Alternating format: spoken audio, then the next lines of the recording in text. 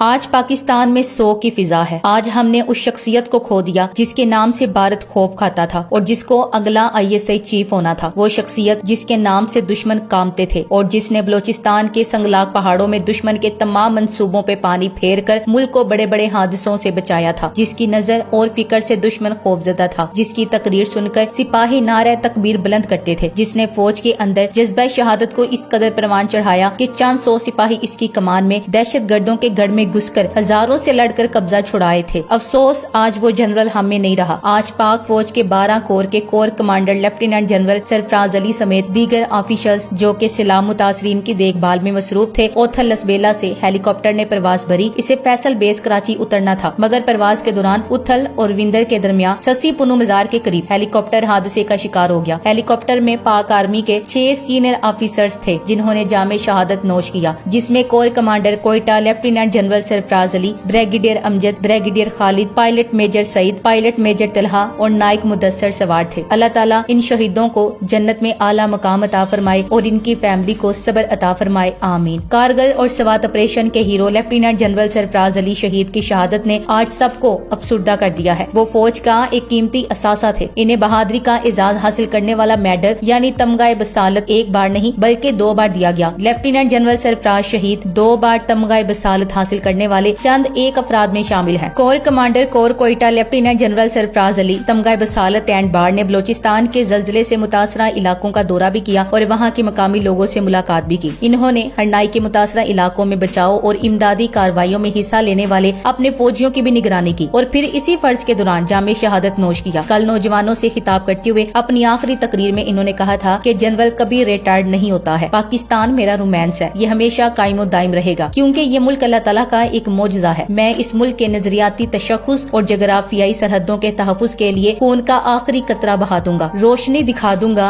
ان اندھیر نگروں کو، ایک ہوا ضیاؤں کی 4 سو چلا دوں گا، سب غرور ان کا میں خاک میں ملا دوں گا، سب حساب ان کا میں ایک دن چکا دوں گا۔ آج وہ وطن پہ قربان ہو گئے اور قوم کو دکھی چھوڑ گئے۔ انہوں نے دہشت گردی کے مقابلے سے لے کر بہت سے کارنامے انجام دیے تھے اور عوام کے مشکل اوقات میں جنرل صاحب عوام کے شانہ بشانہ کھڑے تھے۔ ان سب سے زیادہ جو بڑی صفت ان میں تھی وہ یہ کہ کسی بھی سیاسی جماعت کے طرفدار نہیں تھے، یعنی ان پر سیاسی داغ نہیں تھا، ان کو فقط اپنے فرائض کی انجام دہی سے کام تھا۔ اسلام اور پاکستان ان کا عشق اور جذبہ ایمان تھا۔ وہ ہمیشہ ہر محاذ پر فتح مندی کے جذبے سے سرشار ہو کر تہ دیگ اور سر بکف رہتے تھے اور معمولے کو شباز سے لڑانے کے فلسفے کو دل و دماغ سے تسلیم کرتے تھے۔ ایسا وہ کیوں نہ کرتے؟ کیونکہ وہ اسلام اور پاکستان کے سچے سپاہی تھے۔ وہ ایک بہادر اور آرزومند شخص تھے۔ جنرل صاحب میں عاجزی و انکساری کوٹ کوٹ کر بری ہوئی تھی۔ وہ بچوں اور نوجوانوں سے بڑی شفقت رکھتے تھے۔ وہ ہمیشہ خوابوں کے سوداگر رہے۔ وہ وطن پرست پسند انسان تھے۔ وہ ہر وقت پاکستان اور اسلام کے دشمنوں کا مقابلہ کرنے کے لیے تیار رہتے تھے۔ چھپ گیا آفتاب شام ہوئی، ایک مسافر کی راہ تمام ہوئی۔ آج وہ ہمارے درمیان نہیں رہے، مگر ان کی تاریخی جدوجہد اور تگودو کے اثرات ایک عرصے تک تاریخ کے صفحات پر جگمگاتے رہیں گے۔ جنرل صاحب نظریاتی اور فکری دنیا کے بھی جنرل تھے۔ عالمی تاریخ اور بین الاقوامی معاملات کے اتار چڑھاؤ کو سمجھتے تھے، بر وقت بات کہنے کا ذوق رکھتے تھے اور لگی لپٹی رکھے بغیر منہ پر بات کرنے کا حوصلہ بھی ان میں موجود تھا۔ ان کی ہر تقریر ایک جذبہ اور جنون کا مجموعہ ہوتی تھی۔ تاریخ ایسے لوگوں کو کبھی فراموش نہیں کر سکتی جنہوں نے اپنی تاریخ آپ بنائی ہو۔ غازی جنرل سرفراز علی پاکستان کی تاریخ کا ایسا درخشاں ستارہ ہے جنہیں چاہتے ہوئے بھی اس ملک کی عسکری اور سیاسی قیادت لاکھ مخالفتوں کے باوجود بھی فراموش نہ کر سکے گی۔ افواج پاکستان دراصل فوج الہی ہے۔ یہ حضرت خالد بن ولید کی اولاد محمد بن قاسم کے ہمرکاب، طارق بن زیاد کی للکار اور سلطان محمد فاتح کی یلغار ہے۔ افواج پاک کی سربلندی، اسلام اور دفاع وطن کے لیے لازوال قربانیاں اور خدمات قابل ستائش و تعریف ہیں، آب زر سے لکھنے کے قابل ہیں۔ افواج پاکستان میں جو خاص شہرت جنرل سرفراز علی کے حصے میں آئی ہے وہ بہت کم لوگوں کو ملتی ہے اور اس کی وجہ جہاد تھا۔ جنرل صاحب نظریہ پاکستان اور پاکستان میں اسلامی نظام کے قیام کے بڑے حامی تھے۔ وہ نظریہ پاکستان کے دفاع میں سیسا پلائی دیوار بن جایا کرتے تھے۔ یہی وہ وجہ تھی کہ وہ اسلامی جمہوریہ پاکستان کے دفاع کے سلسلے میں ہر حد کو عبور کرنے کے لیے تیار رہتے تھے۔ اس بات سے کوئی انکار نہیں کر سکتا کہ ان کو پاکستان سے انتہا درجے کا عشق تھا۔ ان کا یہ بھی غیر متزلزل یقین تھا کہ پاکستان عالمی اسلام کی قیادت کرنے کی مکمل اہلیت رکھتا ہے۔ ان کی سپاہیانہ صلاحیتوں اور عسکری دانشمندی اور ان کی فوجی حکمت عملی نے دنیا کو محو حیرت کر دیا تھا۔ وہ عسکری دنیا میں ایک اہم نام اور دنیا انٹیلیجنس میں افسانوی شہرت کے حامل تھے جس کو تاریخ کبھی فراموش نہ کر سکے گی۔ جنرل سرفراز دنیا اسلام کی عسکری قوت اور اسلام کا ایسا نڈر سپاہی تھا کہ جس کی مثال بڑی مشکل سے تلاشی جا سکے گی۔ وہ محض گفتار کا ہی نہیں کردار کا بھی غازی تھا۔ اپنے ناقدین کے سخت جملے سن کر بھی خوش دلی سے ان کا مدلل جواب जवाब बगैर अपने ऊपर जज्बाती कैफियत तारी किए दे देना इनकी अहम खूबियों में शामिल था। अक्सर इनके नाकदीन इन पर अस्करियत पसंदी को हवा देने का इल्जाम लगाते हुए ये भूल जाते हैं कि मुस्लिम उम्मा के अंदर 2 अशरे कबल जज्बा जिहाद का शोला भड़काने वाला जरी सिपाही जनरल सरफराज ही था। अल्लाह ताला की राह में जिहाद करने वाले मुजाहिदीन और गाजियों का मर्तबा कितना बुलंदो बाला और किस कदर अजमत वाला है, इसके बारे सैकड़ों आयात में अल्लाह ताला ने इन मर्दाने हक की मदाओ सना का खुतबा इरशाद फरमाया है। मगर सूरत अल अदीद में अल्लाह ताला ने मुजाहिदीन और गाजियों के घोड़ों की रफ्तार, समो और इनकी अदाओं की कसम याद फरमाकर इनकी इज्जत और अजमत का इजहार फरमाया। कसम इनकी जो दौड़ते हैं सीने से आवाज निकलती हुई, फिर पत्थरों से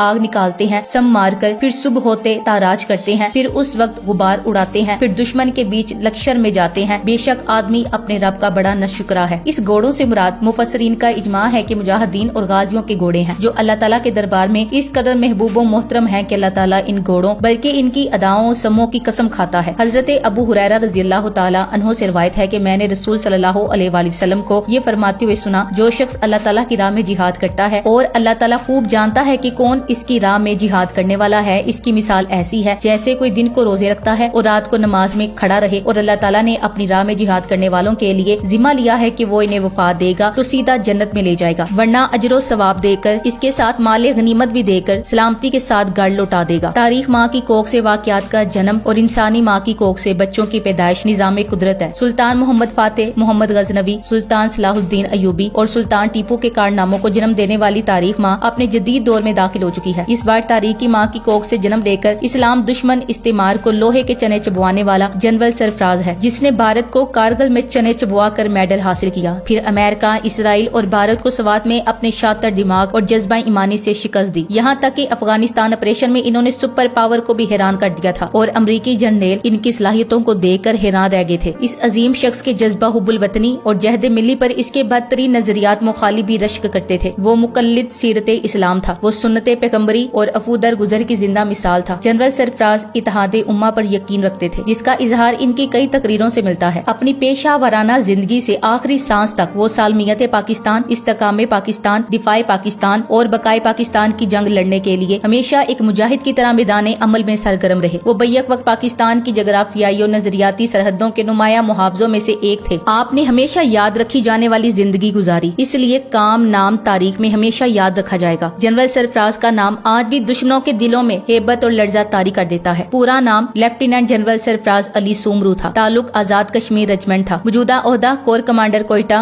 और कर्नल कमांडेंट आजाद कश्मीर रेजिमेंट था। बतौर मेजर जनरल मिलिट्री इंटेलिजेंस की कमान भी करीबन 1 साल तक की थी और इसी दौरान अमरीकी CIA और इसराइली एजेंसी मोसाद को चने चबवाए थे। 25 नवंबर 2020 को मेजर जनरल के ओहदे पे प्रमोट हुए थे, जो अब तक का आखिरी प्रमोशन बैच था, जिसमें आसिफ गफूर भी शामिल थे। Thanks for watching. Allah Hafiz.